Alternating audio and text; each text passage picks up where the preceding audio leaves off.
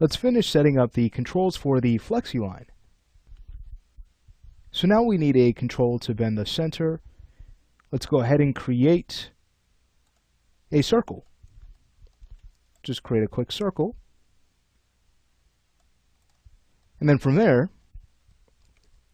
we'll go ahead and right click and convert this to an editable spline.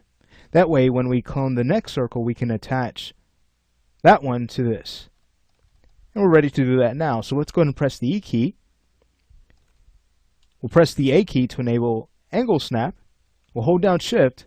Let's go ahead and rotate to about 90 degrees in the x-axis. Alright, so from there we'll choose OK. And now we're ready to attach this. So let's go ahead and grab the Attach tool. And we'll select the spline that we'd like to attach and right click. Alright, so now this is all one object. We'll go ahead and snap this to the very center. We could always enable snapping. Go ahead and just drag that over so we can snap to grid. And press S to turn off snapping. Alright, from there we'll want to rename this object to Flexi underscore mid underscore bend 01. Alright, great. So once that's done, we can also recolor it using the same color we've used for the others. Great. Again, it's always a good idea to go in and reset the X form on our objects and make sure that we collapse them using not the second choice but the first one, modifier stack result. Alright, so that cleans up the X form modifier and that preserves the state of this line or this spline. Alright, so the next thing we'll want to do is just go in, freeze its transforms. Let's alt right click and choose freeze transforms, and from there we can go ahead and give this some thickness under the modify panel, under rendering. There it is. Alright, might want to shrink that thickness down a bit. Let's go ahead and set that to about 0.5. Much better. Alright, so once this is in place, we're then ready to create our global control object that's going to realign this entire rig.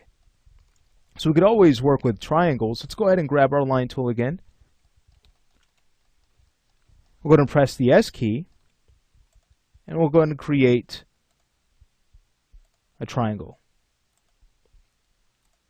We'll have the spline closed. We'll go ahead and right click to exit our line tool and press the S key to disable snapping. Feel free to adjust the size however you'd like. I think that's going to work out well. Alright, so from here, let's go ahead and press S, and we'll go ahead and just snap this over to the grid point that's to the right, our right, of the Flexi Line. And then we'll disable snapping again, and we'll just move this in a little bit closer. We'll start to scale this down. What we're doing is we're going to mirror this across and then attach the shapes.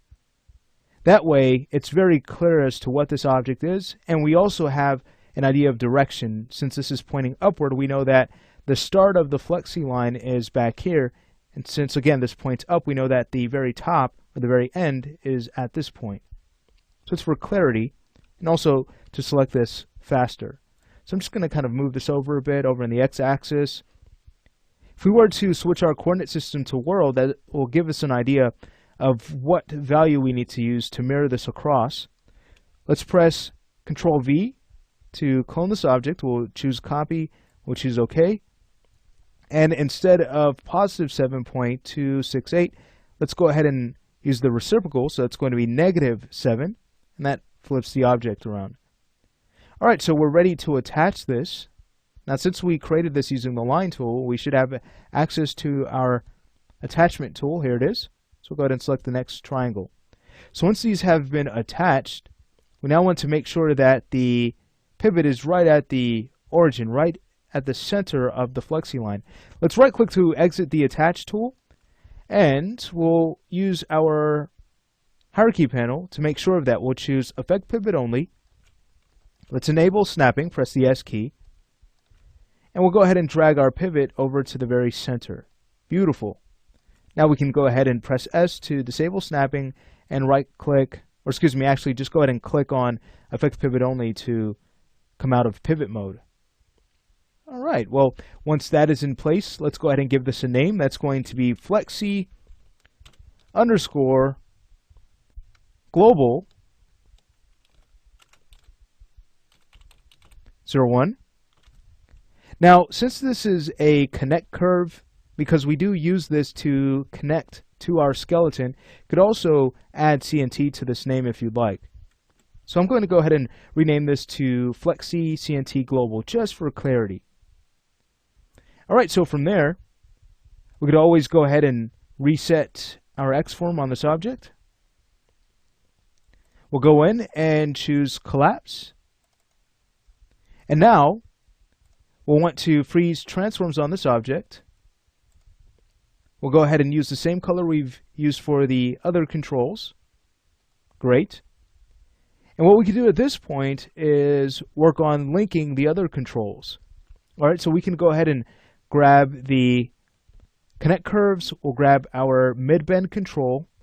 And with all of these selected, let's go ahead and link over to our global object. And then it's also a good idea to go ahead and freeze transforms after you've linked, just to make sure that that information gets reset based off of the new parent.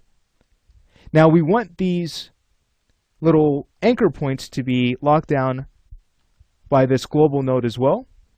I'll press the Q key to grab the select tool, and now we'll just go in and select all of those anchors. Another way to do that is to press the H key to use our select dialog.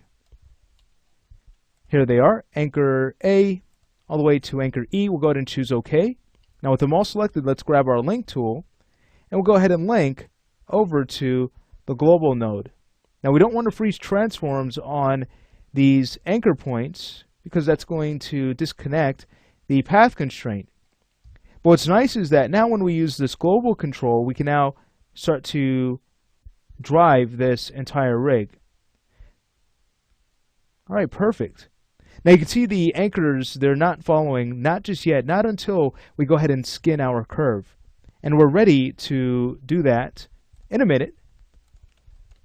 What I'd like to do before we get to that is go ahead and create a group above the mid-bend control that's going to allow the mid-bend to be centered to our Flexi Line, centered between these two connect curves.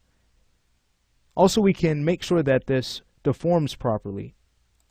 So let's go ahead and do that, and then we'll go ahead and skin our curve. It won't take much time to skin at all.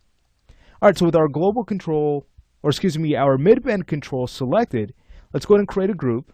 I'll go ahead and Alt-right-click and grab the group tool, and we'll rename this to Flexi Mid-Bend GRP 01.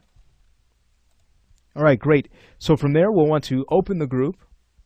Let's go ahead and Alt-right-click and choose Open.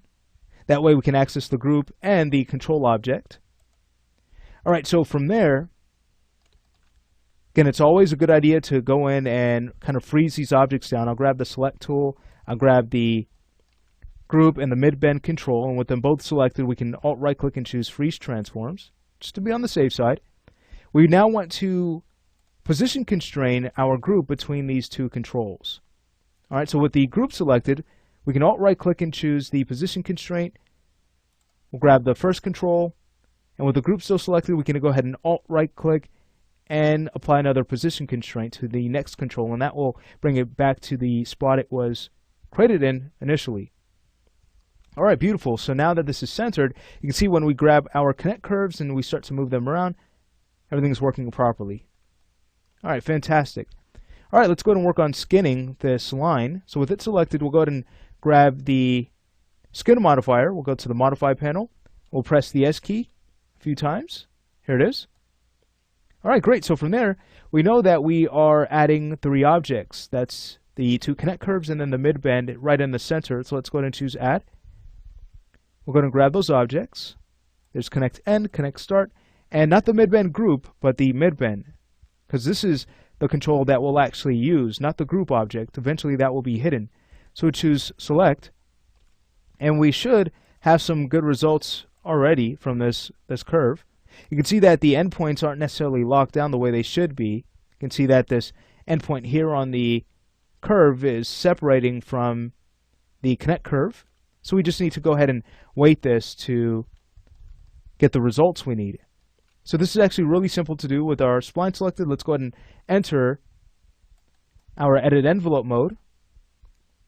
Let's go ahead and enable vertices. We'll go ahead and grab the points right at the start of the curve. We'll now head over to our weight table. This shows us precisely what each value is. What I'd like to do is go ahead and set this to selected vertices just to avoid the clutter so we can focus on what we need to weight. And we know that all of these selected points need to be weighted to the start control. So here's what we do. We go ahead and highlight the vertices over to our left, and then we go ahead and click on just one row here. And now we can press the 1 key, and both selected vertices will be applied with that weight of 1. All right, so let's go ahead and do that for the opposite end. Go ahead and select those points. Go ahead and highlight our vertices, put in a value of 1, and now we can go to the very center of our spline and go ahead and set the weight here entirely to the mid-bend. So again, we'll put in a value of 1. When we go ahead and close this out and exit edit envelope mode, just clicking on skin, now when we go ahead and grab this and start to move it around, we get the linearity we need from this curve.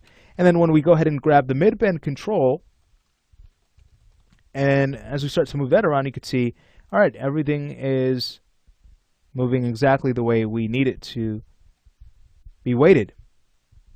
All right, very exciting stuff. All right, well, take a look. Now when we grab our global group and we start to rotate that around, the entire rig will follow. Very exciting. And with that, that completes our work here with the Flexi Line. So what I'd like to do is go ahead and work on its twist solution in the following lesson.